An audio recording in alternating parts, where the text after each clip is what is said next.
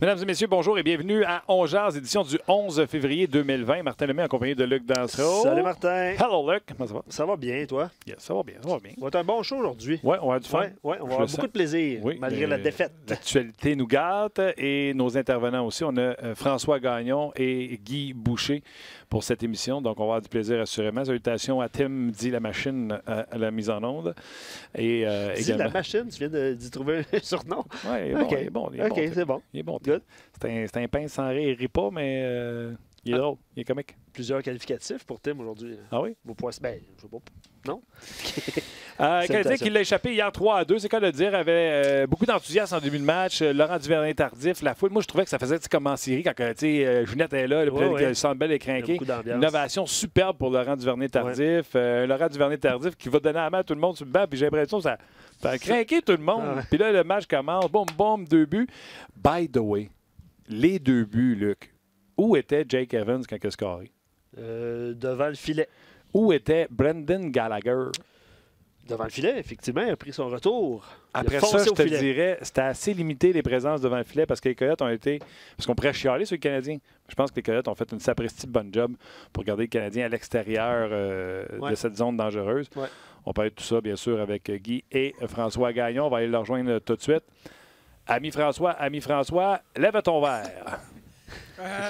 J'ai pas de verre. J'étais en train de faire des calculs. Là, tu m'as pogné... Tu vas pogner les doigts sur l'ordinateur. Avant même de... Parce Vas-y. Oui. Ben, c'est parce que j'allais dire, avant même de te voir. Tu m'avais même pas vu? Non, mais avant même que je te lance, je te vois, moi, en train de pitonner. Fait que je me suis dit, je vais lui donner une chance. Puis je vais lui donner une chance. On va aller le rejoindre. Non, t'es bien fin, c'est parce que... moi, ça va bien. Écoute, c'était un bon match de hockey hier, un match divertissant. J'ai eu le plaisir et le privilège de parler à Guy Lafleur avant le match aussi. Ouais, on a lu ton texte.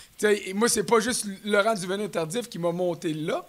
J'étais déjà au plafond avec un entretien de quelques minutes avec le célèbre numéro 10 qui nous a fait une frayeur à tout le monde, à tous les amateurs, les partisans, je te dirais, les fidèles de Guy Lafleur, et ça dépasse le fait que tu sois partisan du Canadien ou non. D'ailleurs, il a joué pour les Nordiques. Il a joué pour les Rangers de New York aussi. Ouais. Et puis, la légende de Tiggy dépasse de beaucoup l'uniforme bleu-blanc-rouge, mais il sera un Canadien pour toujours. Son chandail numéro 10 est retiré. Et puis, c'était sa première apparition publique après les 2 grosses opérations qu'il a subies un peu avant Noël, en fait, à l'automne, en septembre et en novembre. Alors, j'étais bien content de le voir en forme. La poignée de main solide, comme d'habitude. Le souffle un peu court, mais la bonne nouvelle, il a arrêté de fumer. Fait que ça, c'est parfait. Tant mieux. Et, tu sais, je suis rarement nerveux pour des entrevues. Guy Lafleur, Jean Béliveau et M. Richard Garneau sont les 3 personnes qui m'ont rendu nerveux avant une entrevue. Je comprends très bien. Et, curieusement, les 3 personnes, pour avoir eu le plaisir de les côtoyer, ces 3 personnes-là, en 5 secondes, sont capables de te mettre complètement à l'aise. Alors, tu vois que c'est pas toujours par rapport au niveau je te dirais, de célébrité de ces personnes-là et surtout au niveau de célébrité qu'on leur accorde que ces gens-là nous regardent de haut. Que ce soit autour du micro, te regarde dans les yeux. M. Béliveau qui m'appelait toujours le petit gars de Québec. Bon. Petit gars, j'ai été plus petit. Mais il viendra toujours de Québec. Alors, à ce niveau-là, c'était toujours plaisant. Et même Guy Lafleur, hier, l'a souligné. Les 2 chirurgiens cardiaques qui se sont occupés de lui, les docteurs Noiseux et Maltais.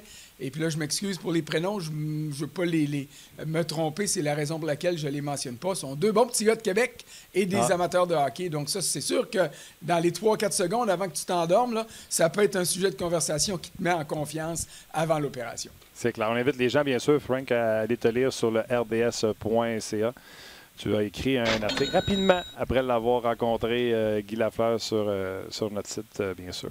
Oui, puis ce que je regardais quand tu m'as pogné la tête baissée, là, puis là, j'ai encore la tête baissée, je regardais le nombre de fois que le Canadien a gaspillé des avances dans un match, des avances de 2 buts. Et c'est pas si souvent que ça. C'était, si je me fie à mes calculs, la 24e fois hier que le Canadien s'offrait dans un match une avance de 2 buts. Et puis, ou un 24e match. Et il y a 18 victoires, 4 revers et 1 revers en prolongation là-dedans.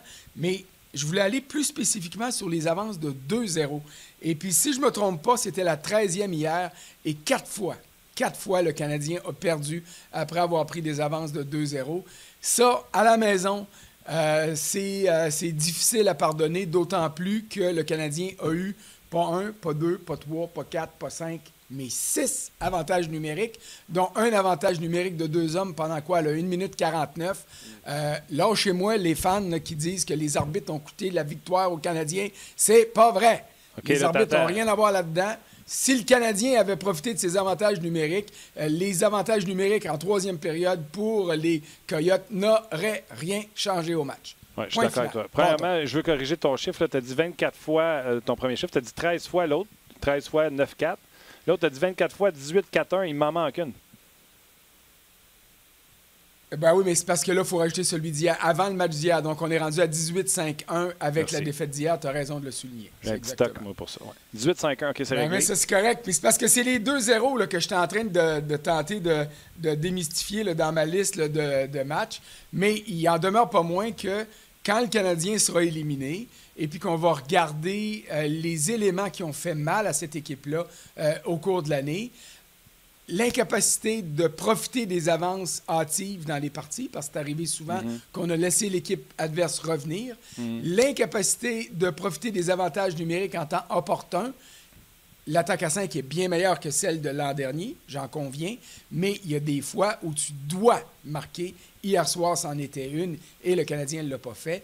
Et l'incapacité de gagner à domicile, surtout dans le cadre d'un match comme celui d'hier, alors que les émotions étaient dans le tapis, tu l'as dit, avec Laurent Duvernay-Tardif. Je ne sais pas si les joueurs savaient que Guy Lafleur était là ou pas, mais peu importe. Juste LDT avant le match, mise en jeu protocolaire, l'ovation, la grosse poignée de main à tout le monde. Ils ont commencé comme ça. Il y avait tout un sourire d'en face à lui donner la poignée de main. Là. Ben oui. Ils étaient tous des petits gamins. Là. Puis on va se le dire, là, je ne veux pas dénigrer aucun autre sport. T'sais. Hier, j'ai passé une réflexion puis je me disais, c'est quand la dernière fois que le Québec a vibré autant pour un sportif local? Je me souviens de la fureur, et puis j'emploie le mot avec intention, la fureur autour de Jacques Villeneuve quand il a gagné son championnat du monde à la fin des années 90. Je me souviens de l'engouement pour GSP quand il est devenu le meilleur de sa profession. Mais tu sais, là, pour les joueurs du Canadien, c'est à glace, le Super Bowl. Ouais. Juste ça, là. Les gars qui absolument... football, là, ils se font des happenings. Puis, Oui, mais il n'y a pas rien que les gars qui trippent football. Tout le monde sait c'est quoi le Super Bowl. Quand tu regardes dans l'histoire des États-Unis, les 10 émissions les plus écoutées, il y a le Super Bowl là-dedans 5, 6, 7, 8 fois. Alors, tu sais, Laurent Duvernay-Tardif, il a fait sa job hier. Il est venu faire un beau sourire, mettre la mise en jeu, remercier tout le monde, serrer la main des joueurs. Boum, l'adrénaline était là et le Canadien a gaspillé ça. Oui, exactement. Je suis tellement d'accord. Mais là, tu as touché à tellement de choses. Là. Je te laisse revenir. Non, ça, c'est mon toc à moi. Oui, c'est ça. Mais écoute, oui, ils ont gaspillé cette présence-là, cet enthousiasme-là. Puis, tu sais, je sais que Guy nous écoute présentement. La statistique là, que tu as donnée, les deux statistiques, les pertes d'avance, là, d'après toi, François, les coachs ont tout ça dans leur bureau? Bien, c'est bien sûr. OK. En tout cas, j'imagine, puis tu le demanderas. Puis je me souviens, quand tu étais en vacances, puis que j'ai eu le plaisir de travailler avec Guy 2 ou 3 midis, tu sais, j'y sortais toutes mes statistiques, puis il dit ça, François,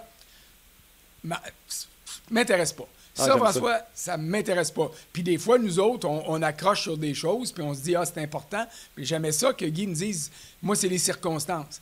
Sauf qu'une avance de 2-0, écoute bien, là, c'est pas normal que 5 fois, tu la laisses partir. Il me semble, en tout cas, que c'est pas normal. Et puis, j'ai hâte de l'entendre. Tu sais, puis il y a différentes explications, et je ne veux rien enlever aux Coyotes de l'Arizona. Ils ont une bonne équipe de hockey. Ils ne se sont pas laissés décourager. Tu as dit que Evans et Gallagher étaient dans slot pour aller marquer. Ben, d'où ont décoché les tirs des Coyotes sont venus sur le but de Taylor Hall. Et puis sur le premier, c'est qui a marqué le premier? C'est Stéphane. Ouais. C'était en zone payante au milieu, au milieu de la plate. Les Canadiens, eux autres, il faut qu'ils scorent presque dans le bleu. Eux autres, ils ont scoré à slot. Tu as raison. Mais comment ça se fait qu'il n'y avait personne pour nuire à Stéphane et que Scandella n'a pas trouvé le moyen de... il est comme mal revenu. Au moins compliquer le travail de Taylor Hall qui a tout un tir. Et puis, je suis allé le voir après le match, puis j'ai dit, tu as vraiment tout eu. J'ai l'impression qu'il t'a pas touché. Il dit, je m'attendais à être touché, j'ai mis plus de poids, mais jamais il m'a touché. C'est ce qui m'a permis d'avoir full wood, comme il a dit, sur la rondelle. Quoique, je pense pas qu'il y ait bien de bois dans son bâton. Et puis, mais Carey Price n'a pas eu de chance là-dessus. Vous avez sorti plusieurs statistiques depuis le début de l'émission. Puis j'ai pas la statistique malheureusement, mais Marc Normandin sur Facebook, il dit aussi, faut pas oublier qu'il y a les buts dans les 2 dernières minutes de jeu. Puis il dit, tu sais, n'importe quelle période, là, première, deuxième, troisième. C'est qui ça qui a posé ça comme question? Marc, mais c'est pas une question, c'est plus un commentaire. C'est ce que j'allais dire d'ailleurs. Ouais. Excellent point de Marc, parce que, tu sais, François, tu disais les facteurs qu'on va regarder à la fin de l'année, là, je vais t'en rajouter une pelletée. Perdre tous tes matchs contre les Red Wings. Perdre pratiquement tous les matchs contre les Devils. But en fin de période. But en fin de période. Le dernier avantage mais numérique les buts à en fin de période, là, but en fin de période, donnez-moi une chance, là, OK? Vas-y. Parce que moi aussi, je pensais que ça coûtait très cher aux Canadiens. Et puis à un moment donné, je suis allé faire un petit tour. Bougez pas, les buts en fin de match. J'ai ça quelque part. Les buts rapides, ça, on a ici. Buts en fin de match. Les buts pour le Canadien dans une dernière minute de jeu, OK? C'est arrivé dans 12 matchs à 13 reprises. Donc, dans un match, ils l'ont fait 2 fois. Ça inclut des buts qui sont marqués dans un filet désert, c'est sûr, à la fin de la 3e période. Mais dans les dernières minutes de jeu, le Canadien en a marqué quand même 13 fois, puis il y a 8 victoires, 4 défaites et 1 revers dans ces matchs-là. Dans les 2 dernières minutes, 7 victoires, 4 défaites. Donc, tu vois là, tu as 15 victoires pour le Canadien qui a marqué dans les 2 dernières minutes d'une période. Ils en ont donné des buts dans les dernières minutes d'une période, mais ça a été moins coûteux encore que ce que ça leur a... but contre dans la dernière minute. Le Canadien en a donné avec hier. C'était pas la dernière minute hier à Czech. Ben, oui, c'était à 19 minutes exactement. Une minute pile, ouais. Fait que c'était le 17e match et c'est 20 fois. Donc, il est arrivé 4 fois que c'est arrivé 2 fois dans la même partie. Et avec la défaite d'hier, le Canadien a une fiche de 6 victoires, 10 revers et 1 revers en prolongation. Donc, les buts en fin de période ont fait mal à Montréal, oui, mais ils en ont en contrepartie, ils en ont fait beaucoup eux aussi. Puis ça, on a tendance à l'oublier. Ouais. Fait que, à la fin de l'année, là, je te le promets, je vais faire les poids et contrepoids, puis on pourra dire à quel point ça leur a fait mal. J'ai l'impression que le Canadien a scoré souvent quand il enlevait son gardien. Parce qu'il tirait derrière. C'est vrai, ça. Puis ça, je l'ai dit. Il y a plusieurs buts dans la dernière minute qui sont dans un filet désert. Attends un petit peu, moi, te le dire là. C'est arrivé 2 fois avec Weber, donc sur la liste. Pas là. C'est arrivé 2 fois pour Weber, puis une fois aussi, je pense que c'était dans le cas de Tatar, qui avait marqué à 19-19. Pour se racheter. Non, c'est pas vrai, c'était pour égaler les chances. C'était pour se racheter alors que ça a été celui qui avait coûté le but qui donnait les devants, je m'en souviens. Tatar qui s'était racheté sur le côté gauche. Mais tu comprends-tu, on pense ce que je veux dire, c'est que oui, ça a fait mal aux Canadiens.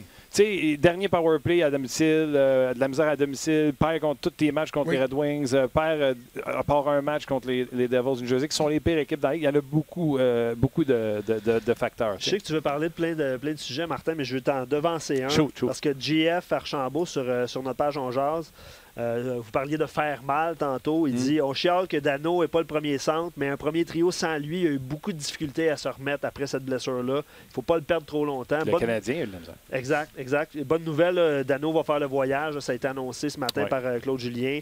C'est donc, vrai qu'on a ça. D'après moi, il boit des smoothies, mais il va faire le voyage. C'est ça.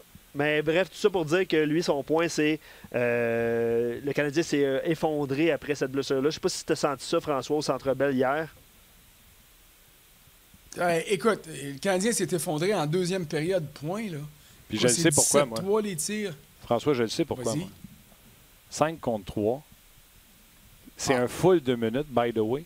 Pendant qu'Ekman Larsson, qui n'est pas leur meilleur défenseur, qui est leur meilleur joueur no matter what, est là pendant 4 minutes. Ton meilleur joueur n'est pas là pour défendre pendant le 5 contre 3. Stéphane en rajoute pour faire le 5 contre 3. Je vais demander tantôt à Guy à quel point ça joue le fait qu'il soit divisé en deux. Mais pour moi, c'est inexplicable. Et le power play, non seulement n'a pas marqué, mais il a enlevé l'air, j'ai l'impression. J'ai l'impression que dans le vestiaire, peut-être qu'on s'est mis beaucoup de pression à dire il faut en profiter, il faut scorer. Et devant l'échec, j'ai l'impression que l'air est sorti du Canadien. Et moi, c'est ce que je pense. Je pense que l'enthousiasme, l'énergie a été perdue. Puis là, c'est là qu'ils ont été pas mal plus dominés par les Coyotes. Bien, ça, tu as raison. Puis les coachs nous le disent souvent, c'est après un match. Un 5 contre 3, oui, tu veux l'avoir, mais il faut que tu en profites. Parce que c'est l'effet inverse. Il va avoir survolté le club qui va avoir écoulé ce 5 contre 3-là. Puis tu as raison, là, c'est un full 2 minutes, là, parce qu'il y avait le 4 minutes avant. En tout cas, il pas reste... de stress, François, pas de stress. On ne s'ostinera pas sur quelques secondes. 0-0. Mais après le match, quand j'ai parlé à Taylor Hall de son but qu'il avait marqué, le deuxième, j'ai dit c'est le point tournant du match. Il dit pas pantoute. Il dit pas pantoute. Il y a 2 points tournants dans ce match-là. Le premier, c'est le but de Stéphane, donc le premier but des Coyotes pour, justement, je te dirais, freiner l'élan du Canadien qui avait pris les devants 2-0 dans les 2 premières minutes. Et de la foule. Et le deuxième point tournant, c'est le 5 contre 3. Ouais. Fait qu'il dit, oui, mon but, c'est bien correct, j'ai nivelé les chances en deuxième, mais on s'est gardé dans le match en première période à cause du but, et parce qu'on a écoulé le 5 contre 3. Puis dans le 5 contre 3, il n'y a pas eu de miracle du gardien de but. Là. Le travail défensif a été excellent de la part des Coyotes. Les tirs sont venus de périphérie. Et puis le gardien a eu à faire sa job parce qu'il faut qu'il la fasse de temps en temps. Parce que lui, il ne l'a pas fait. Quand les Coyotes ont perdu Darcy Kemper, ça a commencé à piquer du nez. Là. Alors, à ce niveau-là, il fallait faire une différence. Et hier, le travail collectif en défensive des Coyotes a justement fait la différence. Mais là, inversement, le Canadien, il faut qu'il fasse de quoi, là? Et puis, Brendan Gallagher, après le match, il était en beau joie le vert. Ou en Simonac, c'est comme tu veux. Mais il a dit, l'avantage numérique, là, quand on prend du temps à s'installer, on tire tout croche. Quand on s'installe, on ne décoche pas de bons tirs. Alors, lui, il a pris le blâme, là, puis il a dit « Lâchez-moi les blessures, lâchez-moi les arbitres. » On avait le contrôle de ce match-là et on l'a perdu. D'ailleurs, Gallagher, là, on ne l'a pas en clip, là, mais ça fait plusieurs fois qu'il répète le mot « sloppy » dans le vestiaire. Hier, puis la semaine passée, pas la semaine passée dans la séquence de victoire, mais ça fait quelques fois qu'il... À l'antichambre, j'ai trouvé un super commentaire hier. Je pense que c'est Denis Gauthier. Il a dit... Les gars essaient d'avoir la dernière passe. Tu sais, le jeu là, qui sort tout le monde et qui donne un open net à son chum. Là, au lieu de pack le devant du filet, amène des lancers ses jambières, prends les retours. Quand tu as de la misère, là, va te saler le nez. Puis j'étais d'accord avec ça. C'est vrai que les gars ont l'air de... Tu sais, un peu comme Drouin, à un moment donné, a sorti son défenseur. Puis il t'a mis ça sur un plateau d'argent à Lekonen qui... Bon, c'est Lekonen, qu'est-ce que tu veux faire? Il n'est pas dans sa séquence. Il n'est pas dans sa séquence. C'est ça. Ça, c'est pas fin. Non, mais c'est vrai. Il y a quand même autant de buts que la majorité des joueurs du Canadien. Là, mais je suis d'accord que des fois, il en manque. Là. Ouais. Quand il en marque un, il en marque 2, mais des fois, ça peut être long. C'est ça. Mais si tu veux, revenons sur le commentaire de Gallagher. Attends, je vais faire entendre Claude Julien. Ce matin, les gars étaient là encore pour parler à Claude. Je te dirais que c'est un Claude un petit peu moins patient, mais on le trouve bon pareil parce que, tu sais, des fois, il aurait peut-être envie de puncher quelqu'un sur le nez, puis il s'en retient. Fait que je te fais entendre Claude Julien ce matin par rapport à l'avantage numérique. Je peux rien dire parce qu'on ne nous a pas donné comment je peux dire, de choses définitives encore. C'est encore sous évaluation. Dans ces spéculations-là, ça vient de Bob McKenzie, notamment, qui a une très bonne réputation aussi. Qu'est-ce qui explique le manque de mise à jour? Le manque de mise à jour? Oui, bien dans le sens de... Je pense que la mise à jour est là. Même si Bob McKenzie parle, ça ne veut pas dire que c'est le dieu du Canadien. C'est nous, médicalement, qu'on deal avec ces situations-là. Puis, comme je vous ai dit, tant aussi longtemps qu'on n'a pas rien de concret, ça ne me donne rien de vous dire quelque chose. Ce que je vous ai dit, c'est la vérité. Il ne fait pas le voyage. Puis, on espère avoir des nouvelles en fin de semaine, par la fin de la semaine. Fait que ça, c'est Claude. Je m'excuse, je me suis trompé dans mes clips. Ça, c'est Claude par rapport à ce qu'on l'a questionné sur Weber. Et écoute, quand il a dit comment pas de mise à jour, il y en a une mise à jour. Bob McKenzie, c'est pas le président du Canada, peu importe comment il a dit ça. Fait que ça, j'y reviendrai tantôt. Je vais te faire réentendre. Okay. C'est moi qui ai mal parti à la clip. Là. Je vais te faire réentendre Julien sur le jeu de puissance. Bien, on n'a pas marqué, c'est sûr. Là. Il y a des choses qu'on doit faire mieux, je le dis depuis longtemps, là, c'est de créer des chances de marquer. On en a eu à 5 contre 3. Tu sais, le lancer de Kovalchuk, c'est une passe, je pense, à travers le crease, puis on a manqué de la mettre dedans. C'est qu'il faut être capable de finir aussi. Puis, dernièrement, quand on a des occasions, ça nous manque aussi, mais c'est sûr que, comme dans plusieurs cas, là, ton jeu de puissance, des hauts et des bas, présentement, ça fait presque un mois, si je ne me trompe pas, là, qu'on n'est pas aussi bon qu'on l'est depuis le début de l'année. Puis, c'est qu'on essaie vraiment fort de travailler sur cette situation-là pour la rectifier. Bon, voilà l'extrait sur le jeu de puissance. Puis il dit on n'a pas été capable de finir. Moi, j'ai dit de ramener ça un peu plus à sa simple expression. Fait que j'ai hâte de voir ce que toi, François, puis un peu plus tard, ce que Guy pensait de ce jeu de puissance-là. C'est-tu le manque de finition? C'est peut-être un peu des deux. Ou on aurait dû ramener ça à sa plus simple expression? T'sais.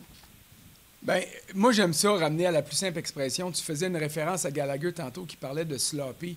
Ouais. Sloppy, en français, ça va être brouillon. Ouais. C'est drôle que ça vienne d'un gars qui ne joue pas en finesse. Mais tu vois... Gallagher, il joue toujours du hockey d'abandon. Il se donne corps et âme. Ça peut paraître brouillon un peu, mais il y a une grosse nuance là-dedans. Quand tu es brouillon, c'est que tu essaies de... Tu fais fouine puis tu perds. Werenski, hier, en prolongation, qu'on ne t'aime pas. Ça, c'est brouillon. Mais Gallagher, il fonce, il se défonce. C'est comme ça qu'il marque ses buts. Mais, tu sais, c'est loin d'être évident. Là. L'avantage numérique, là, hier, là, c'est 0 en 6. Donc, ça fait 2, 4, 6, 7, 8, 9, 10, 11, 12, 13, 14. 14 des 18 derniers matchs ou des 19 derniers matchs que le Canadien n'a pas marqué en avantage numérique. T'sais, un but, idéalement, tu en veux 3, tu en veux 4, mais un but, ça fait la différence. Ouais. Hier, tu n'avais besoin et tu ne l'as pas eu. Oui. OK. Je vais me permettre une flèche pour tout ce que tu as dit que les arbitres, c'était pas de leur faute. Je suis d'accord, le Canadien n'a pas profité de ces 0 en 6. Mais j'ai une liste, moi aussi, une statistique. Francis Charon, à tous les fois qu'il arbitre à Montréal, il est pourri parce qu'on dirait qu'il veut montrer qu'il ne prend pas de partisanerie. Je ne sais pas si c'est lui qui a calé celle sur Kulak, là. Mais tabarouette. Mais déjà celle de Armia, j'avais de la misère, là, mais celle de Kulak. Celle de Armia était méritée. Celle de Kulak, je dois admettre qu'à la reprise, mais inversement, de l'autre côté, ils en ont laissé passer pas mal. Je me souviens d'un gars des Coyotes qui s'est ramassé 4 fers en l'air. Je pense que ça faisait une demi-heure qu'il n'avait pas vu la rondelle, même pas été touché. Il n'y a pas eu d'obstruction d'aller là-dessus. Mais regarde, tu me connais. Moi, quand on se met à dire c'est de la faute des arbitres... Non, c'est pas de la faute, mais je voulais juste mentionner... On pourrait dire que c'est de la faute des arbitres si le Canadien avait eu aucun avantage numérique puis Phoenix en avait eu 12. Là, je commencerais à dire, OK, il a peut-être exagéré. J'ai pas dit ça à faute aux arbitres. J'ai pas dit ça à faute aux arbitres. Tu as vu, je n'ai même pas mentionné le Canadien. J'ai dit à parler de Francis Charon. Disons que le duo Charon-Lee, là... OK. Chez Weber, t'as entendu Claude Julien? Francis, écoute, s'ils sont là, c'est parce que ce sont des bons arbitres. Sinon, ils ne seraient pas là. Est-ce qu'ils ont le droit à l'erreur, eux autres aussi? Oui. Ouais. Puis mettons que Francis Charon a fait une erreur hier soir. Ouais. OK? C'est quand même lui qui en aura fait le moins. Ça a de glace si tu prends les joueurs des deux équipes. Oui, je sais. C'est ce que je dis aux hockey mineurs pour que les parents soient tolérants avec les arbitres. Juste une petite nouvelle qui vient d'arriver pour ceux qui nous écoutent en direct. Les Oilers se battent pour une place en série, puis on vient d'apprendre que Connor McDavid va être à l'écart 2 à 3 semaines en raison d'une blessure à une cuisse. Donc, je vais le mentionner, c'est pas trop bon pour mon pool. Le pire, c'est que je l'ai regardé en point de presse hier, lui, puis Tippett a même renversé les gars les journalistes en disant écoute, il y a un Charlie Horse, il va être là. Puis McDavid a rencontré les médias dans le vestiaire hier, puis il a dit il n'y a rien là, ça n'a rien à voir avec la grosse blessure qu'il a eue l'an passé. Il va être là contre Chicago. Je pense qu'il joue contre Chicago. En tout cas, là, c'est tombé ce matin, 2-3 semaines. Nouvelle. Autre nouvelle qui est sortie ce matin, McKenzie, tu l'as entendu, je t'ai fait jouer l'extrait, François, au sujet de Shea Weber. Et là, c'est sûr que ça teste la patience à Claude quand on dit ouais, mais Claude, parce que Bob McKenzie dit que le diagnostic est sorti, puis que. Chez Weber, s'il ne revient pas, là, même les plus optimistes comme moi qui pensaient qu'il y avait encore des chances, je vais faire comme j'ai fait sur Twitter, les chances viennent de passer par la fenêtre.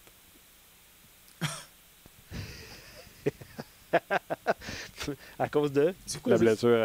OK, mais qu'est-ce qui à Weber? Tu le fais-tu jouer à McKenzie ou? Comment? Est-ce que tu fais jouer McKenzie ou on le fait pas jouer? Je ne le refais pas jouer, je te l'ai fait jouer tantôt. OK. Pour ce qui est de Shea Weber, ce qu'il faut comprendre là-dedans, il y a une possibilité, c'est vrai, que Shea Weber ne puisse pas revenir au jeu cette année. Quand Claude Julien dit que le diagnostic n'est pas arrivé, c'est parce qu'il y a encore trop d'enflure pour avoir un diagnostic final. Alors, c'est jamais une bonne nouvelle, là. S'il y a une enflure qui est trop grosse pour que les examens en imagerie permettent de déceler exactement la situation, tu connais le corps humain, quand on a une articulation qui enfle, c'est pour se protéger. Ça veut généralement dire qu'il y a quelque chose en dessous qui ne va pas bien. Alors, les pronostics au début étaient, je vais te dire, optimistes. Là, il ne fait pas le voyage. C'était un cas douteux pour samedi. Ce que moi, j'ai eu comme information du côté du Canadien, c'est qu'on va attendre, on va savoir en fin de semaine. Est-ce que c'est possible que ce soit pour le reste de la saison? Oui, mais peut-être qu'une fois l'examen précis établi, on va nous dire c'est juste une autre semaine ou c'est juste un autre 10 jours. Mais Martin, là, sais-tu que ce soit une autre semaine ou un autre 10 jours, ça va être fini. Ouais. Non, je ne sais pas exactement ce qu'il a. Il y a eu des rumeurs sur le fait qu'il a bloqué un tir, que ça pourrait être un pied, que ça pourrait être une cheville. L'impression que j'ai, c'est que c'est au niveau d'un genou. Et puis que le genou a été surexploité, surtaxé. Il y a quoi, là, presque 23 ou 24 minutes de temps d'utilisation là, depuis Noël. Et puis qu'il y a peut-être de l'usure abusive, on va le dire comme ça. Et c'est pour ça qu'il y a eu une enflure. Maintenant, est-ce que je le sais assez pour l'écrire et dire voici exactement ce qui va arriver? Non. Alors, est-ce que Bob a eu quelque chose que moi, j'ai pas? Ça arrive, puis ça arrive souvent. J'ai la conviction que les informations que j'ai obtenues du Canadien sont vraies. On ne m'a pas menti parce qu'on n'est pas en mesure de déterminer avec précision qu'est-ce que c'est. Mais est-ce que c'est possible que Weber ne revienne pas? La réponse est oui. Puis ça a circulé déjà ça hier. Alors, mais si je prends c'est une possibilité. Si je prends tout bout à bout, là, puis j'essaie d'avoir un résumé de ce qui se passe, là. Moi aussi, je pense que c'est un genou pour chez Weber. Avec le tweet de Bob McKenzie, il y a un diagnostic qui est sorti, qui n'est pas Jojo. Et le Canadien, présentement, pourquoi ils n'en parlent pas, c'est qu'ils sont en train de voir si, il va falloir qu'il se passe quelque chose, soit qu'il soit arrêté, qu'il soit opéré, mais on est en train de voir si, avec un orthèse, avec une condition différente, est-ce qu'il peut jouer avec des traitements sans être opéré pour finir l'année. Et j'ai l'impression que le tweet de McKenzie est bon, mais que le Canadien se donne une chance de voir si on ne peut pas le remettre sur patin pour essayer de finir l'année, puis on l'arrêtera quand on sera confirmé à l'extérieur. Écoute, le temps va nous le dire, mais ce que, personnellement, si on fait référence à ce qui est arrivé à Weber il y a 2 ans, s'il y a une possibilité en ce moment que sa saison soit compromise, bien, par mesure préventive, tu le sors. S'il faut que tu l'opères tout de suite pour justement maximiser le fait qu'il puisse être avec l'équipe au mois d'octobre au lieu d'attendre jusqu'au mois de décembre ou janvier, comme ça a été le cas il y a 2 ans. T'sais, ça, c'est fondamental. La saison de cette année, je m'excuse, tous ceux qui sont optimistes, là, mais faites une croix dessus. Là. Ça fait mal de rêver puis d'être déçu puis de se dire oui, à soir, si on gagne, on est là, puis là, quand ils perdent, ben là, c'est la fin du monde. Tu sais, quand on dit que les probabilités sont en bas de 5 %, il y a toujours bien... ça devrait donner une bonne indication. Ouais. Alors, si c'est comme ça, ben sortons-le de là au plus sacrant pour être sûr qu'il va être en mesure d'aider l'équipe au mois d'octobre. Ça, c'est mon point de vue, mais c'est pas moi le GM, c'est pas moi le coach, puis c'est pas moi le Dr. Mulder non plus. Non. Jason, il va dans un commentaire, il dit depuis qu'il est à Montréal, il ne réussit pas à jouer des saisons complètes. C'est de malchance dans certains moments, là. Mais c'est vrai qu'il a raté beaucoup de matchs. Puis comme dit François, si le diagnostic est là, on le fait au plus sacrant pour qu'il soit prêt l'année prochaine au début de la saison. Tu dire autre chose? Hein? Ah oui. Non. Ah oui, il allait dire autre chose. Un sac? Oui, selon mon collègue Sean Starr sur Twitter, si on arrête Weber pour le reste de l'année, il aura manqué depuis qu'il est à Montréal une moyenne de 28,8 matchs par saison depuis qu'il était à Montréal. Ouais. François, avant que je te laisse, Galchenyuk, la transaction, c'est Jason Zucker pour un premier choix et Carly Addison. Je vais te donner un premier, puis Carly Addison, qui est un excellent prospect, soit dit en passant. Si tu me débarrasses du contrat de Galchenyuk, la carrière de Galchenyuk est rendue là. Oui, mais les Pingouins n'étaient pas obligés de faire ça pour le contrat de Galchenyuk parce qu'il devenait joueur autonome. Il allait être largué. Jim Rutherford l'a dit au camp d'entraînement. J'étais à Pittsburgh au camp d'entraînement, puis il disait, regarde, moi je l'ai acquis parce que je voulais me débarrasser. Il n'a pas dit le mot débarrasser, là, c'est moi qui l'utilise. Du contrat de Phil Kessel. Si ça ne fonctionne pas ici, il partira. Alors, c'est exactement ce que les Pingouins ont fait.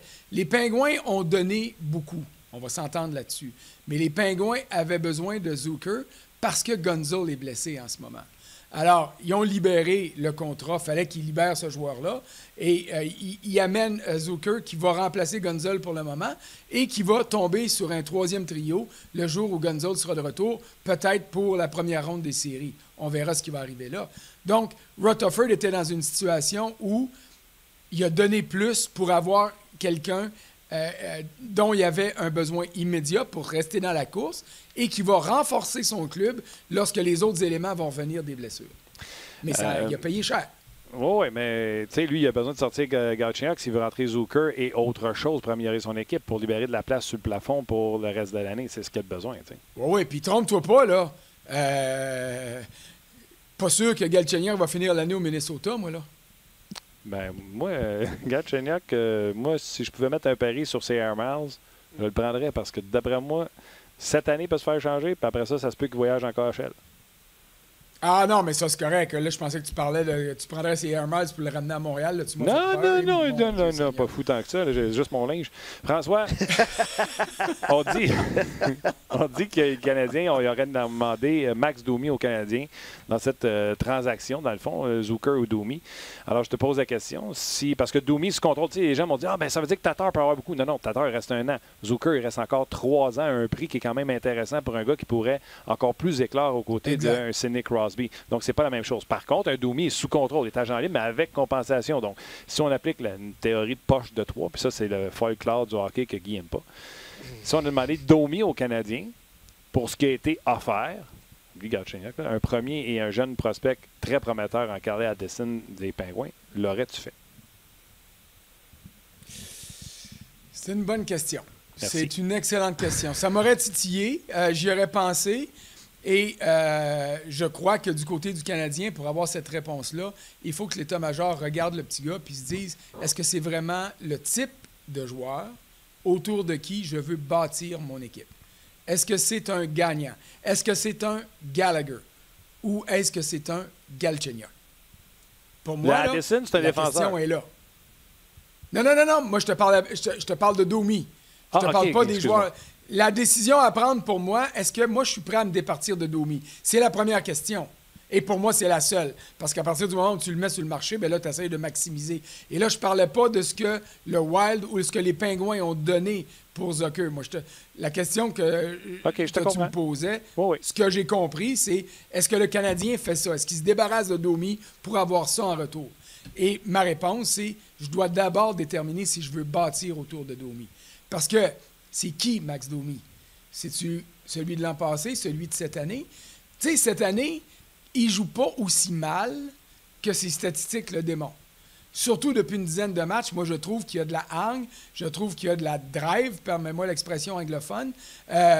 Il finit pas, les choses vont pas bien, mais ça dépasse le cadre du hockey. C'est au niveau de l'attitude, au niveau de la personnalité du joueur.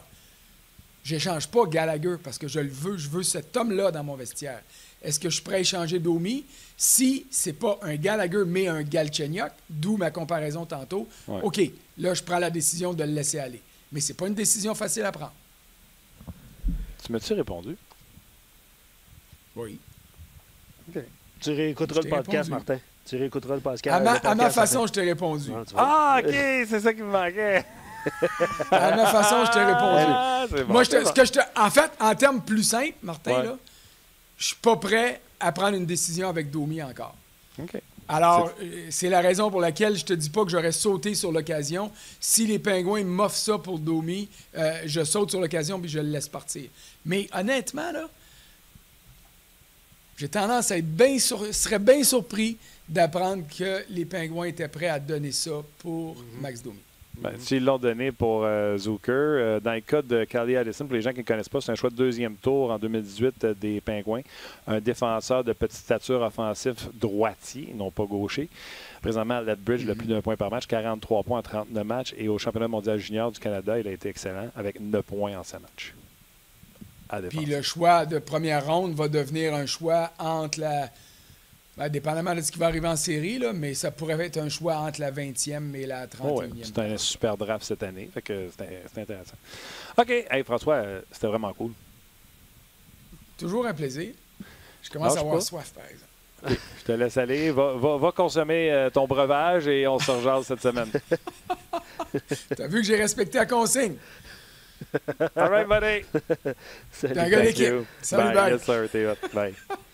Quelques commentaires Facebook et RDS.ca. Je vous invite tout de suite à faire le lien vers RDS.ca parce que Guy Boucher s'en vient. Manquez pas ça. J'ai assez hâte. Moi, j'aime ça quand on fait ces bouts-là puis que je sais que Guy écoute. Puis je le sais, ton Rieu qui prend des notes. Oui. Ça va voler. Michael revient sur ce dont on parlait par rapport à Domi. Il dit si on pense que Caulfield est le real deal, alors ce deal fait du sens pour Domi. Il rajoute que le Wild va remplacer Zucker avec Kaprizov l'année prochaine. Il est attendu, lui, avec le Minnesota. Tu te souviens d'ailleurs, on avait fait l'entrevue avec Guérin qui nous avait raconté qu'il avait été le rencontrer en Russie. C'est vrai. On avait comparé sa situation avec celle de Romanov aussi. Exact. Vince dit pourquoi vouloir échanger Domi, laissons-lui du temps. Tout le monde voulait échanger Drouin l'année passée. Il s'est replacé. Puis il rajoute que Domi a du cœur au ventre. Tu sais, des fois, c'est une situation contractuelle aussi qu'il y a des transactions. C'est l'affaire Domi, excellent hier, beaucoup patiné. Mais ça finissait tout le temps dans les coins de patinoire parce qu'il ne rentrait pas dans le milieu. Oui, puis des fois, il rentre trop dans le milieu, puis ça finit là aussi. Éric dit bravo Wild pour cette transaction, un premier choix, excellent prospect. Pittsburgh va gagner cette année. Les Penguins de Pittsburgh, là, les 6 dernières années, on regardait ça ce matin, ils ont repêché en première ronde une seule fois. L'an passé avec Samuel Poulain. Sinon, ils ont gaspillé. Ils ont échangé leurs premiers choix. C'est la preuve qu'ils veulent gagner maintenant avec le... D'après moi, c'est ça le mandat de Rutherford. Hein? Exactement. Donc, venez nous rejoindre sur rds.ca. On poursuit cette discussion-là avec vous et avec Guy Boucher, évidemment. Yes, sir. OK. Fait que, écoute, on a fait le tour, mais j'ai hâte de voir ce que Guy va penser, exemple, des journalistes qui ont parlé de Weber, qui ont parlé... J'espère qu'ils vont me parler du 5 contre 3. J'ai hâte de voir ça. OK. Les gens de Facebook, c'est fini? Oh, oui, c'est fini. Okay. On va-tu rejoindre Guy Boucher? On est-tu rendu là? Ben, je pense que oui. Salut, Guy. Salut. Ben, ça va? Ça va bien, vous autres? Ça va bien. Tu pris beaucoup de notes? Non. OK. Martin en a pris, Guy. C'est rare qu'on va le faire. Il y a plein de barbeaux. Oui, j'en ai pris. François était super intéressant. Vous l'avez challengé. Il vous a challengé. C'était belle fun. Fait que, c'est quoi tu veux, là? Ah, je veux tout. Je veux tout, mon Guy. Je veux tout. D'ailleurs, pour les gens, juste pour vous donner un petit peu comment ça se passe, Guy m'appelle avant les shows, puis bon, quoi on parle? Puis la dernière fois, j'avais dit, mon torieux, je te donne plus jamais mes réponses. Parce que, tu sais, il m'a politisé ça, tu sais. Fait que là, tout à l'heure, il m'a appelé, il me dit, pis, de quoi on parle? J'ai dit, non, tu ne sais pas. Vous allez l'apprendre en même temps que nous. Vous allez l'apprendre en même temps que nous. OK, tu nous parles souvent d'enthousiasme, mon Guy. Parce que dans le fond, tu ne sais même pas. Tu n'as pas préparé ton show, mais tu ne l'as pas me le dire. C'est ça? Arrête, tu sais que je te préparé. Je le sais. Je le sais, c'est toi que ça m'écoeure. Enthousiaste. Tu parles souvent d'enthousiasme, que c'est important. Hier, le Canadien, il sort avec beaucoup d'enthousiasme. Je suis convaincu que des événements comme on a vu hier, puis comme j'ai parlé avec François tantôt, un Laurent Duvernay-Tardif qui arrive, qui fait des high-fives avec tout le monde, puis tu le vois, les gars sont contents de voir un gars du Super Bowl. Puis là, ça commence 2 buts par. L'enthousiasme est au rendez-vous, puis faisait faire des choses intéressantes aux Canadiens. On est-tu d'accord? Ben, écoute, je trouve que c'est plaisant. Je trouve que c'est mérité. Le Super Bowl, c'est spécial. C'est un Québécois, c'est extraordinaire comme accomplissement. En plus, c'est un gars de McGill, je suis bien content.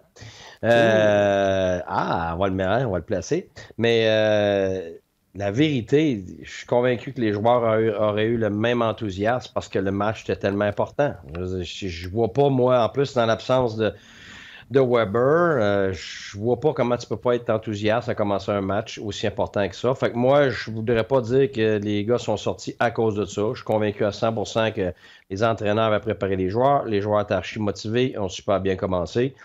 Et puis, je suis convaincu que ça aurait été le même début, là, peu importe ce qui se serait passé au début du match. OK, je te relance là-dessus, coach. David Perron, on l'a eu, ça fait 4 ans qu'on l'a. Son année à Vegas, il nous racontait, tu sais comment c'est le power à Vegas avant les matchs, la cérémonie, puis la musique, puis etc. Ouais, David Perron est convaincu que chaque début de match des Knights, les Knights avaient un edge sur les autres parce qu'ils étaient tellement craqués par l'ouverture. Oui, mais regarde, à Chicago, la même chose. Là. Bon point. C'est craqué, mais partout, oui, mais t'as pas. La différence. À Montréal, il faut que tu comprennes, là, peu importe à Montréal, quand tu as quelque chose avant ou non, c'est la même chose. Montréal, regarde, je vais être franc, là, regarde, à toutes les fois que mon équipe, que ce soit Tampa ou Ottawa, on allait jouer là, quand les joueurs embarquent sur la glace, regarde, t'as le poil qui te lève ses bras, puis c'est même pas ton équipe, là. Fait que, regarde, à un moment donné, tu peux pas lever le poil plus haut qu'il lève. Fait que, comment que t'en ajouterais, regarde, c'est déjà comme ça. Fait que quand tu vas à Chicago, c'est la même chose. Si tu t'endors, on va te dire, tu te réveilles assez vite pendant l'élimination nationale, je peux te dire ça. Fait que, tu sais, la même chose à Winnipeg. Tu sais, il y a des endroits, puis il y en a d'autres, c'est des endormitoires. Je ne donnerai pas de nom, mais il y a des places, c'est surprenant. C'est supposé être des bonnes places de hockey, puis au niveau de la glace, tu n'as aucune ambiance. Mais le Canadien n'a jamais pas d'ambiance commencer les matchs. Là. Je veux dire, ça, c'est une marque de commerce du Centre Bell, puis c'était une marque de commerce du Forum avant, puis ça vient du passé de l'équipe, ça vient de l'enthousiasme des Québécois, ça vient de la fierté, tout ça. Fait que, à un moment donné, quand tu es rendu à 100% de fierté et d'enthousiasme, je veux dire, ton 102, puis ton 103, puis ton 104 OK. Non, c'est bon. Je suis capable d'en prendre. D'ailleurs, tu me dis en temps Floride, Martin, puis que t'as quelque chose de spécial qui arrive, là, je te dirais, regarde, puis t'as plus de monde dans les estrades parce que t'as un match spécial, puis OK, oui. Mais il y a d'autres fois aussi, c'est le contraire, hein. T'as des présentations avec un match, là, puis c'est super pour les partisans, mais c'est l'enfer pour l'équipe qui est assise sur le banc et qui attend, là. C'est le contraire. T'es pas motivé, là, c'est tes jambes qui sont...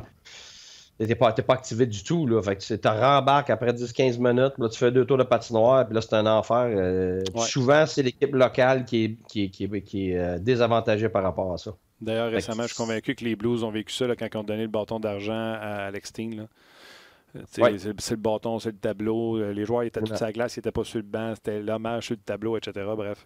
Ouais, c'est long. C'est parce que les joueurs, il faut comprendre, ils prennent toute la journée pour s'activer. Ils se craignent. C'est des gladiateurs. Là. Avant d'embarquer, t'as de l'adrénaline au maximum, mais quand tu es assis sur le banc, 5 minutes, 10 minutes, 15 minutes, le temps que ça commence, c'est parti. Tu n'as pas le choix. Tu n'es pas pour rester craqué pendant 20 minutes assis sur un banc. C'est humainement impossible. Fait que, écoute, c'est pas. Ce que le joueur vit n'est pas ce qu'un partisan ou qu'un média vit. Ça, c'est pas la même chose. Au niveau de la glace, même l'entraîneur, on le ressent aussi. C'est pas la même chose. Tu as toute une démarche qui t'emmène là, puis après ça, les circonstances ne sont pas nécessairement les mêmes. Là.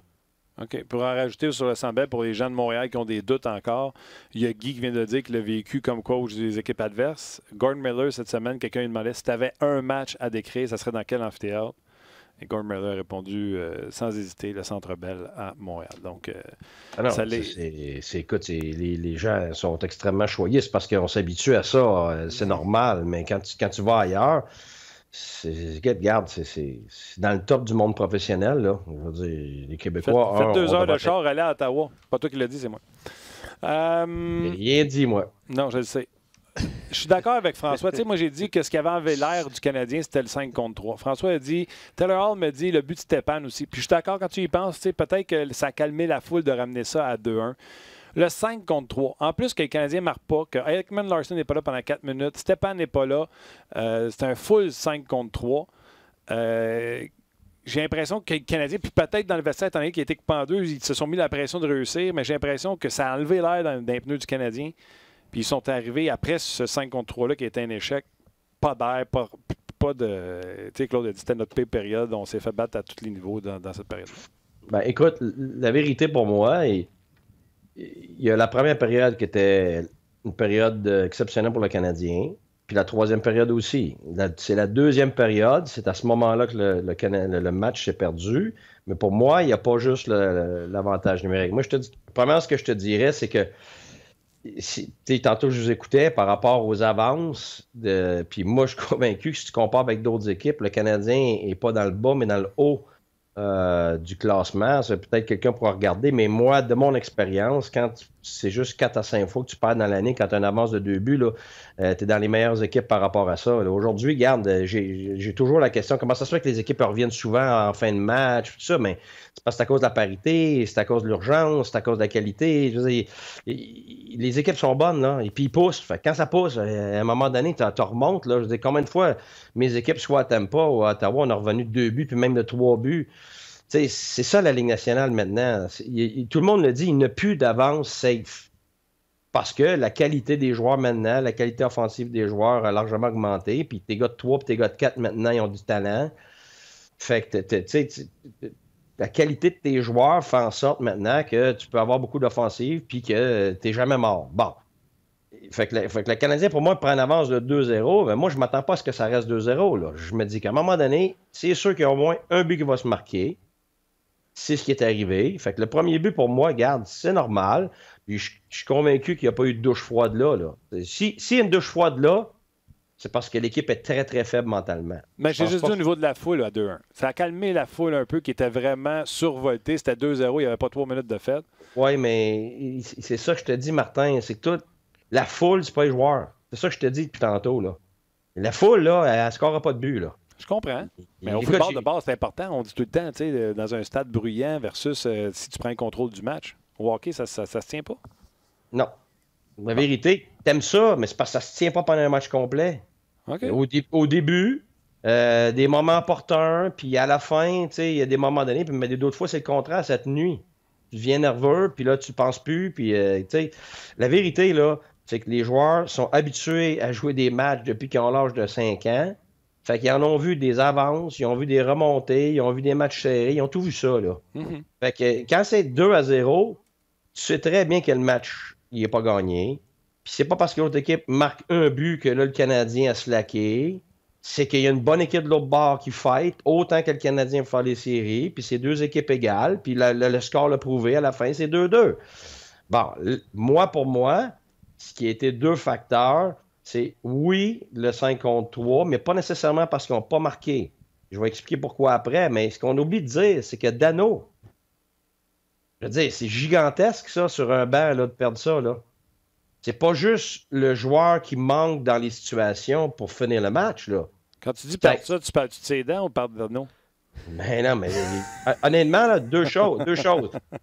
Non, mais la vérité, c'est que le fait que tu sais pas ce qui se passe avec ce joueur-là, tu sais qu'il a reçu une rondelle au visage, tout de suite, tu t'imagines le pire. Écoute, y a-tu la mâchoire cassée? Y a-tu un os de cassé dans le visage? Y a-tu fini pour l'année? Écoute, tout ça te passe la tête comme entraîneur et comme joueur, ça c'est certain.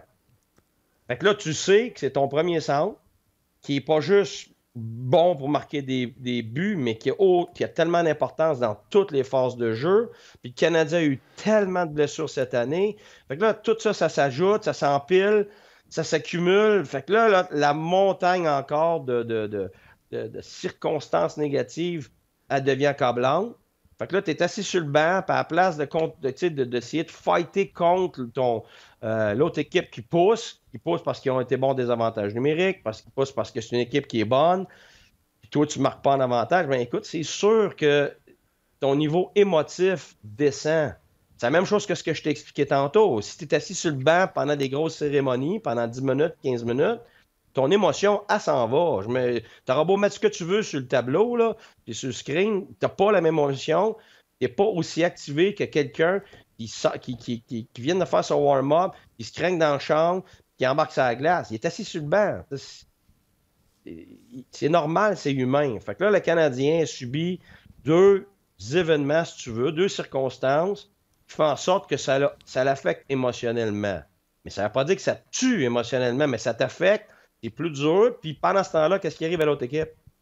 C'est qu'eux autres prennent du momentum, savent que le premier. Ben oui, ils gagnent en confiance. Puis ils sont sur la route. Fait que souvent sur la route, c'est pas une question d'émotion. C'est une question de calme, puis rester concentré. Puis justement, passer à travers l'émotion de l'équipe locale. Ça, c'est une autre affaire. Quand tu réussis à passer l'émotion locale, sans que ça soit un carnage de 3-0 puis 4-0, même si c'est 2 buts, tu es encore dans le match. Là, après ça, tu scores un but. 2-1. Tu as confiance parce que ton match est serré. C'est une approche complètement différente quand tu es sur la route qu'à la maison. Ça, c'est une question mentale et émotionnelle. Alors oui, Est-ce que le Canadien a subi des choses difficiles à gérer? Oui, mais moi, c'est pas juste le 5 contre 3. C'est ces deux éléments-là que tu as à gérer. Et oui, à 5 contre 3, et moi, j'ai bien aimé ce que Gallagher a dit quand il a dit qu'il faut créer du momentum. L'avantage numérique, il faut faire bien attention. 80% du temps, ton avantage numérique ne score pas. Puis à 5 contre 3, OK, on a toujours tendance à penser, 5 contre 3, tu dois marquer. Je ne sais pas, moi, je vous entends plus. M'entendez-vous? M'entendez-vous encore? On t'entend très bien. Okay. On ne vous entend pas parce qu'on ne parle pas.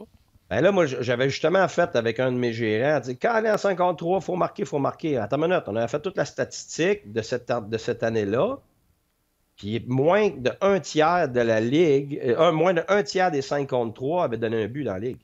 Donc, c'est en bas de 33 %. Ben oui, mais sauf qu'une autre année, peut-être est à 36, là, ça dépend, mais c'est pas 60 75, 80, 90 du temps. Là. Ça, c'est notre perception. C'est une perception erronée, puis cette maudite perception-là est aussi vraie pour les joueurs. Fait que c'est sûr que quand tu ne marques pas à 5 contre 3, mentalement, tu as un peu de frustration, tu as un peu de déception. Mais c'est là qu'il faut que tu sois fort mentalement. Mais moi, au-delà de ne pas marquer, le péché d'un avantage numérique, c'est de ne pas garder le momentum ou de ne pas le gagner. Ça, là, c'est ton premier but, puis c'est là que Gallagher avait absolument raison. Puis comment tu gagnes ton momentum avec ton avantage numérique, puis comment tu le bâtis, bien évidemment, c'est avec des lancers, avec du monde qui paye le prix à l'intérieur, puis de ne pas essayer de ce qu'on appelle avoir un avantage numérique de one and done. En anglais, on dit un one and done, c'est un petit peu ce que tu as dit tantôt, ce qui s'est dit hier pendant le match. C'était qui déjà qui disait ça? Je pense que c'est Denis Gauthier. Oui, tu as absolument raison, c'est Denis Gauthier. C'est un commentaire très intelligent. Lui, ce qu'il voulait dire, c'est, regarde, on essayait d'avoir la passe parfaite avec le lancer parfait. Ouais. Mais la vérité, c'est que la grande majorité des buts en avantage numérique, contrairement à ce qu'on peut penser, parce que là, on voit rien que des Ovechkin, des Stamkos qui font un one-timer ici et là, c'est que c'est pas des beaux buts en avantage numérique. C'est des tips, c'est des rebonds, déviation, c'est des deuxième puis troisième chances, c'est créer du KO, puis là, oups, c'est quelque chose qui s'ouvre, puis là, il y a un beau lancer qui se crée. Mais là, ce qu'il y avait beaucoup hier, c'est beaucoup de ce qu'on appelle des one and done. Donc, on essaye le lancer parfait, un lancer sur réception, d'en haut, ses côtés, surtout ses côtés, puis ça donne très rarement des buts, contrairement à ce qu'on peut penser.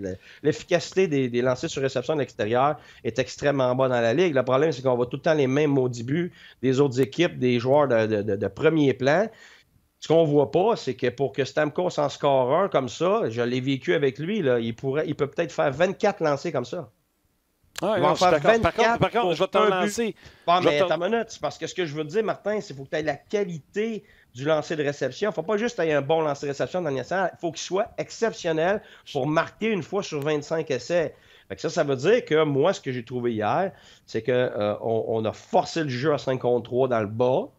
OK? Et il n'y avait pas de rebond puis de lancer qui donnait la chance d'avoir des deuxièmes, des troisièmes essais. Puis je pense que c'est un petit peu ce que Claude mentionne quand il dit que l'avantage numérique, c'est manque d'ardeur dans tout ça. Puis c'est ça.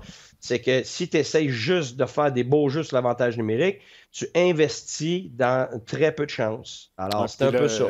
Le maudit 5 contre 3 avec les gars en bas de territoire qui ne vont pas devant le net, mais ils restent ses côtés pour être backdoor puis avoir un open net. Là, moi, c'est ce que je pense. Amenez des gars devant le net. Mais attends, il faut que tu fasses bien attention. Là, parce que la grande efficacité sur le 5 contre 3 n'est pas nécessairement avec du monde devant le filet. À 5 contre 4, beaucoup plus, mais à 5 contre 3, non. À 5 contre 3, la grande efficacité va venir du fait que tu es capable de shifter ton désavantage numérique pour fermer une option pour en ouvrir une autre. Puis la vitesse de passe sur 5 contre 3 est extrêmement importante, ce qui a manqué hier. Fait que là-dessus, c'est juste de ne pas forcer le jeu. Quand tu as la rondelle en bas, tu peux avoir plein d'options, mais quand ils ne sont pas là, elle doit remonter, mais elle doit remonter rapidement puis passer de l'autre côté rapidement. Puis c'est là que le désavantage numérique, à un moment donné, n'a pas le choix d'honorer les lancers. C'est quand tu honores les lancers, tu as un genou à terre, tu essaies de bloquer un lancer. Là, ça l'ouvre d'autres choses de l'autre côté. Alors là-dessus, il était prévisible et c'était des lancers de l'extérieur avec pas de deuxième puis de troisième chance parce que justement, on essaie de marquer sur des lancers de réception à distance. Évidemment. Non, mais attends une seconde. Alex mentionne chez Weber aussi. Là. Oui, attends une seconde. Ben oui, ben absolument. Là, je veux dire, la grande qualité du Canadien, c'est le désavantage numérique. C'est sûr que chez Weber, il y a une grosse part de ça. Là. Je veux dire, il n'est pas là. Fait que là, regarde, il n'est pas là. Il t'en manque une portion. Là. C'est sûr que tu en manques une portion. Ce que j'allais dire, je voulais te relancer sur ton 5 contre 3 à 33 %. Tim, notre excellent metteur en ondes, te relance. Tim, que tu connais très bien. Te relance en disant il faudrait calculer le nombre de 5 contre 3, que ça arrive souvent que ça dure 20 secondes parce que c'est 2 pénalités qui se croisent, puis après ça, tu ne l'as plus. Un full 2 minutes, 5 contre 3, ça ne doit pas être 33 %. Ouais, mais attends, maintenant, il a été coupé, là. Il a été coupé. Par la période? Ah, je voulais te le demander, ça change-tu quelque chose? Oui. Ah, ben oui. Ah. Oui.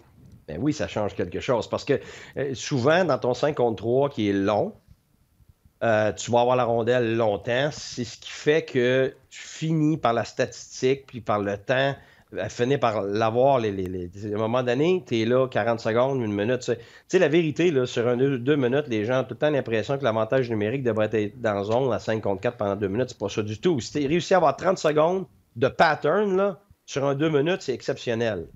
Parce que tout ton 2 minutes, là, il est en sortie de zone. Il est en regroup en zone nerd, il est en entrée de zone, il est en bataille, il est en rebond. Quand tu calcules tout ça, l'adversaire réussit à l'éclairer. Quand tu calcules tout ça, là, à un moment donné, tu arrives, hey, on a eu 14 secondes de vraie possession avec un pattern dans zone offensive.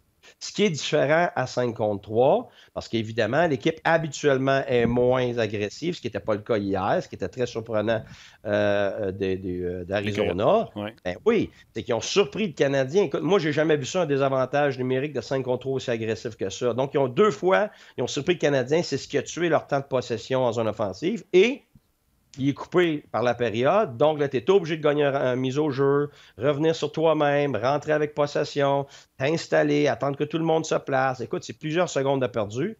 Ce qui fait que ça a coupé le temps de possession et le momentum d'avoir un 5 contre 3 avec contrôle en zone offensive. Alors, c'est clair qu'il y a des circonstances qui ont fait en sorte que ce n'était pas idéal, mais quand on a eu la possession, c'est sûr qu'il y a eu des moments où le Canadien avait beaucoup d'extérieur, je te dirais, mais c'est aussi à 5 contre 4 la même chose, je trouve.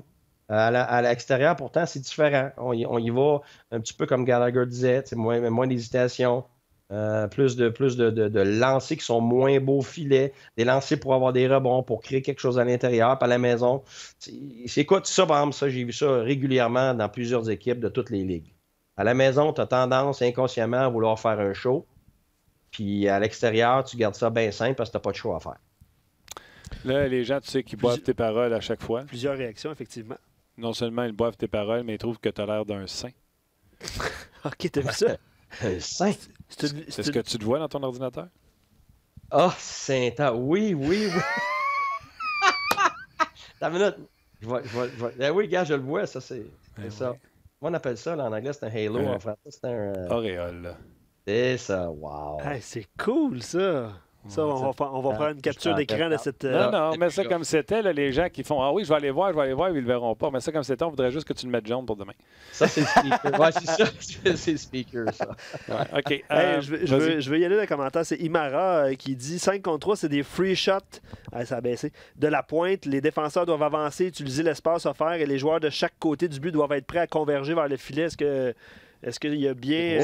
Oui, ben, ça fait partie de ça. C'est juste que tu peux avoir d'autres types de joueurs. Par exemple, un Suzuki de l'extérieur, si tu lui demandes de faire des lancers sur réception, il va avoir de la difficulté. C'est pas ce genre de joueur-là. Fait que tu peux faire, comme par exemple, l'avantage numérique de Washington.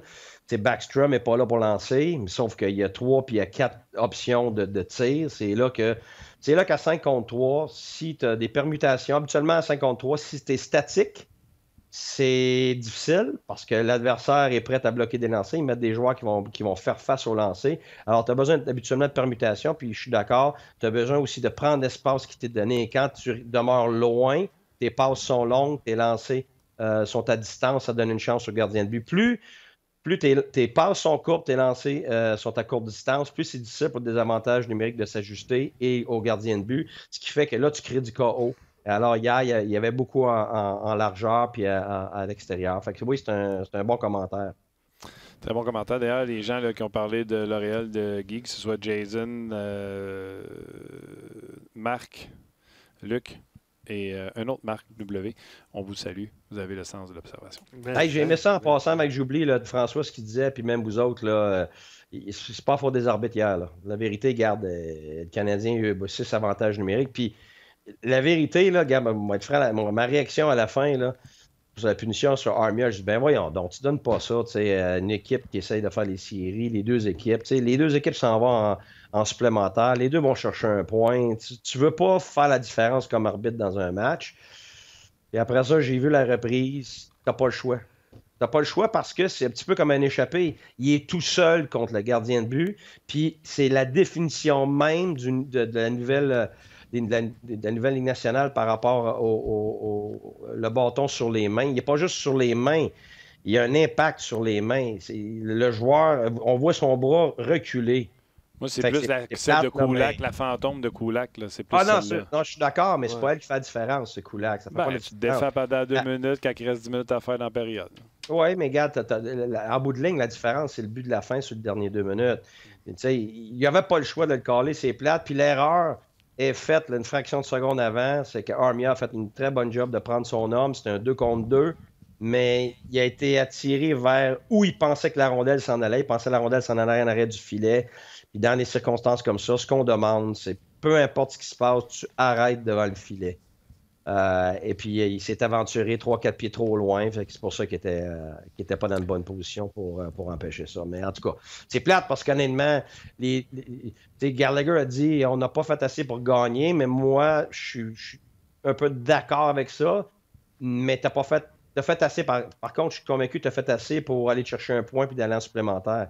Et le Canadien a aussi bien joué que l'adversaire. Le Canadien a 2 périodes sur 3 de mieux jouer que l'adversaire. Fait que, tu sais, c'était serré, là. C'était un bon match serré. François l'a dit, l'histoire de la saison. C'est l'histoire de la saison. Un break, là, ça rentre dans ton net. Je suis convaincu que si tu demandes à Carey Price la shot de Stepan, il y arrive. Ice, là, jamais ça. Oui, mais ça vient de quoi, Martin, tout ça? Quand tu parles toujours de un but, là, c'est toujours la même affaire. C'est tes effectifs. Puis toute l'année, ils ont manqué d'effectifs. Puis hier, il n'y a pas Weber, puis garde Dano est parti. Dano aurait fort probablement fait une différence là, dans le reste du match, soit défensivement, soit offensivement. Des avantages numériques sur le but de la victoire? Ben oui, absolument. Fait que, ben oui, tu as absolument raison. Fait que, tu sais, cette année, le Canadien a subi l'enfer avec les blessures. Puis il y en a qui disent c'est pas une excuse. Mais arrêtez-moi ça, là. C'est pas une question d'excuse, c'est une question de réalité.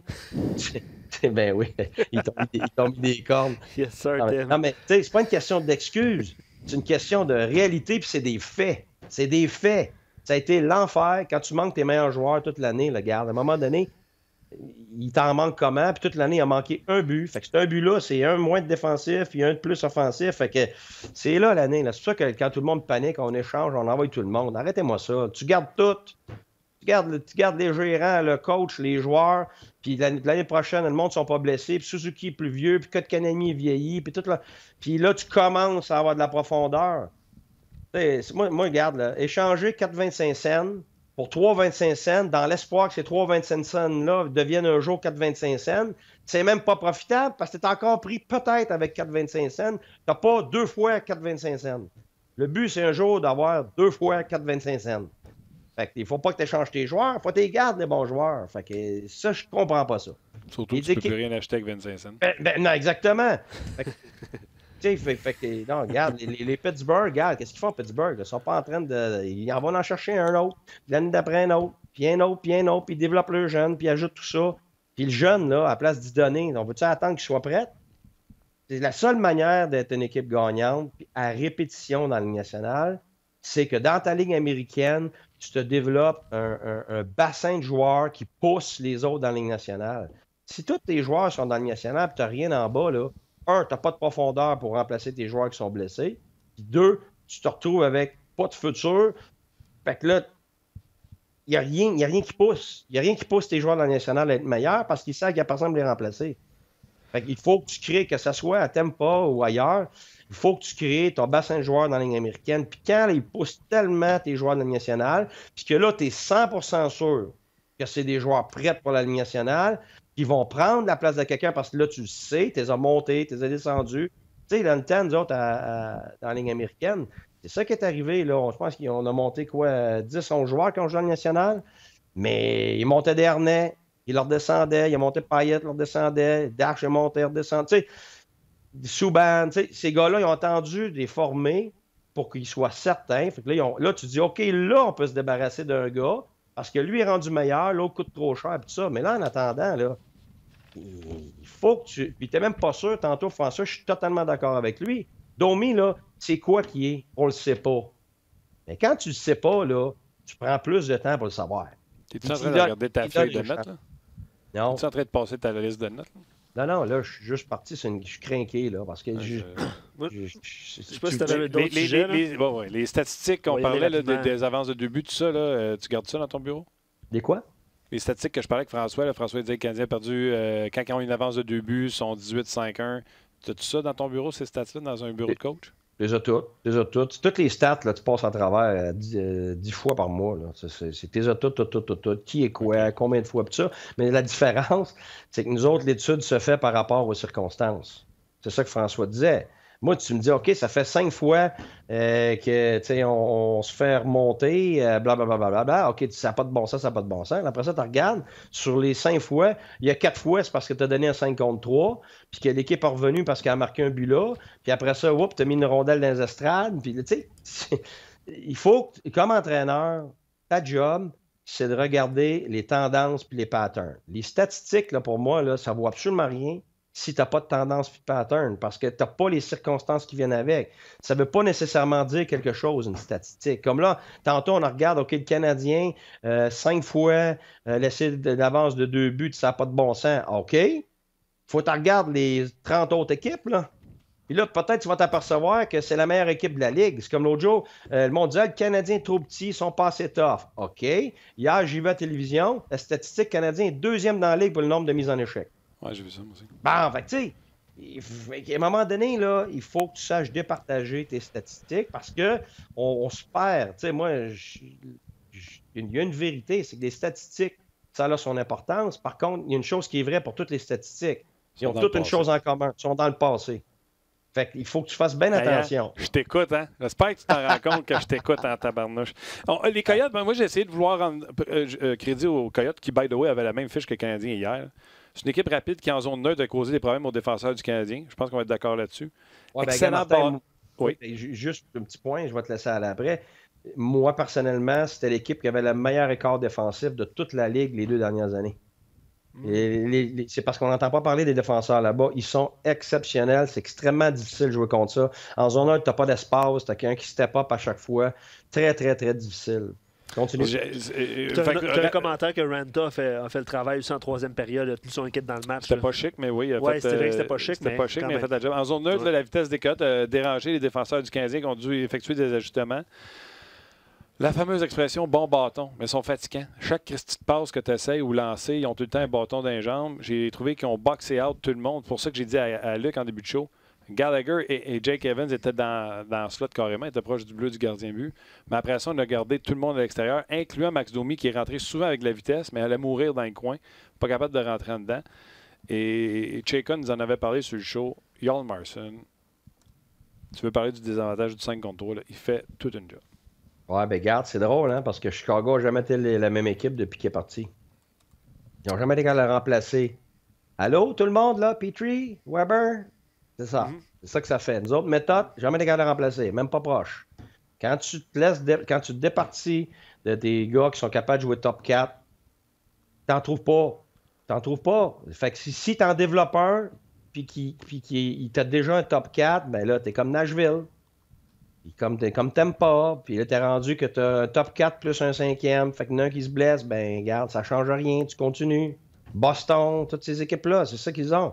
Et si t'en as juste 2, là, regarde, pas une équipe qui va gagner la Coupe Stanley. Si t'en as 3, il va en avoir le blessé, t'es dans le trouble. Si t'en as 4, ben, t'es chanceux. Si t'en as 5, ben là, tu peux parler de commencer à gagner la Coupe Stanley, comme Washington, ces équipes-là. OK. Donc, tu étais d'accord avec ma théorie qu'ils ont tout gardé à l'extérieur, bon bâton. Ben oui, t'as absolument raison, t'as vu très clair. Puis c'est pour ça qu'il faut, tu sais, à un moment donné, il faut regarder. Là, on regarde juste l'équipe locale. Moi, je me rappelle Jean Pronovo, je coachais avec lui, puis là, je capotais. Puis comment ça se fait qu'on fait ci, comment ça se fait ça, on n'est pas bon là-dedans, pas bon là-dedans. Il dit, garde, j'ai un devoir pour toi. OK, j'étais un jeune fringant, là. Puis il dit, tu vas regarder l'autre équipe contre qui on a joué. Puis je veux pas te regarder notre équipe. Puis je veux que tu me dises tous les défauts, toutes les erreurs qu'ils ont faites dans le match. Écoute, je capotais. J'en revenais pas comment il avait été pourri, comment il avait fait d'erreurs, puis il avait gagné le match pareil. Fait que tu sais, faut faire attention. Là. On est tellement concentré sur ce que le Canadien fait là, qu'à toutes les fois qu'il y a une petite erreur, c'est la fin du monde. À toutes les fois qu'il y a une statistique qui dit quelque chose de négatif, c'est la fin du monde. Ouais, mais attends une minute, là. Moi, je le sais, on étudie notre équipe et les autres équipes. Là. Les autres équipes sont pareilles. OK. Ben, en tout cas, moi, je voulais que tu saches que j'avais eu un bon coach, un bon étudiant de la game.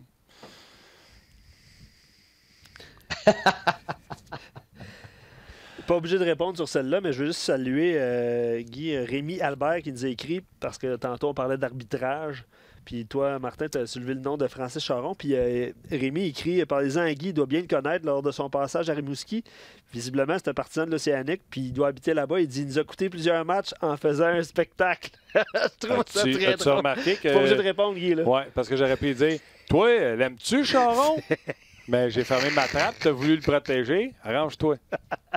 Moi, regarde, honnêtement, là, avec le temps, là, tu prends du recul, puis les arbitres, ils font ce qu'ils peuvent. Puis il y a des super moments, il y a des moments moyens, puis il y en a des moins bons. Puis j'ai vu quelques cas, honnêtement, où il y avait de la rancune. C'est des humains. Mais tu sais, les coachs ont de la rancune, les joueurs ont de la rancune. Tu sais, c'est des humains qui réagissent, puis je te dirais que la grande majorité du temps, je veux dire, c'est des gars qui font tout pour faire le meilleur job possible, puis ils sont pas biaisés. Tu aimerais ça te dire qu'ils sont, mais quand tu regardes ça avec recul, quand tu as une équipe préférée ou tu es un coach, tu es un joueur, tu es toujours du même bord de la clôture. C'est quand tu es de l'extérieur que tu t'aperçois, tu sais quoi? Fait que moi, honnêtement, j'ai du respect pour leur job parce que, je le ferais pas, je serais pas capable. Moi, je tuerais quelqu'un, c'est sûr. Là. Regarde,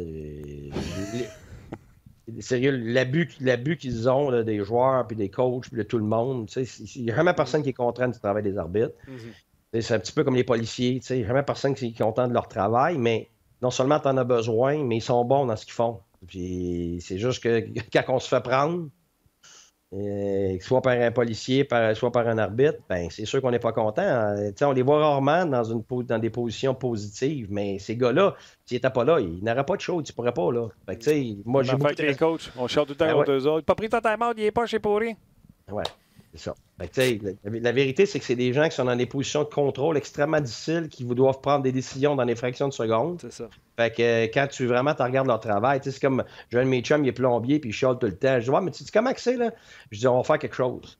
À 7 h du matin, là, je vais te suivre jusqu'au soir, là, puis à toutes les fois, je vais te pointer ce que je comprends pas, pourquoi tu fais ci, pourquoi tu prends tel vis, pourquoi tu prends tel tuyau, comment ça se fait que t'as petit, comment ça se fait que ça coule, puis je vais rester en arrière de toi, puis à la fin de la journée, tu me diras comment tu te sens, puis après ça, le lendemain, on va en ajouter un autre qui fait la même chose que moi, puis un autre, puis un autre, puis un autre, puis on va venir à 25. Puis on va te demander comment tu te sens à l'aise pour faire ta job après et prendre des décisions. Puis on va faire quand des ça va blogs faire un toi. mois, ben c'est ça, quand ça va faire 1 mois, puis 2 mois, puis 3 mois, puis 4 mois que tu subis ça, on s'en regardera voir comment bon que tu te sens dans ta job, comment à l'aise, comment tu aimes ta job, voir. Ben c'est ça que ces gens-là vivent. Fait qu'à un moment donné, il faut que tu comprennes que ils ont beaucoup, pas juste de pression, mais c'est difficile. Puis eux autres aussi vont regarder des décisions, ils savent, ils se font réprimander.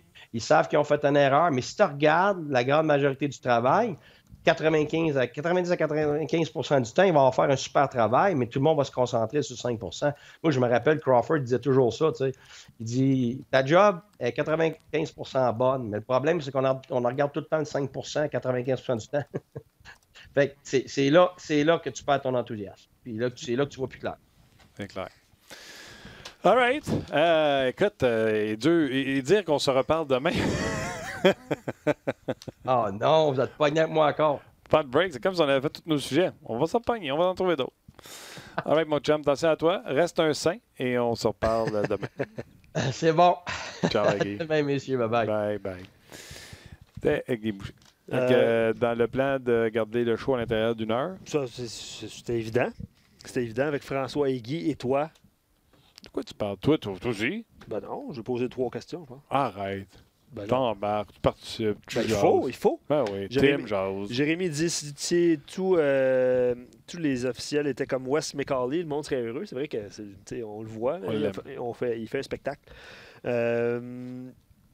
Évidemment, des rumeurs sur les défenseurs. On aura l'occasion de s'en reparler demain. Canadien Bruins demain. On va parler à Marc Denis aussi avant absolument. Grosse journée demain. Il y aura un épisode d'un autre angle demain également si vous voulez regarder Canadien Bruins de cette façon-là. Donc, à suivre. Luc, gros job. Tim également. Merci beaucoup à vous d'avoir été avec nous. Puis on se rejase demain. On va mettre la table pour ce match Canadien Bruins demain. Donc, on jase demain. Bye-bye.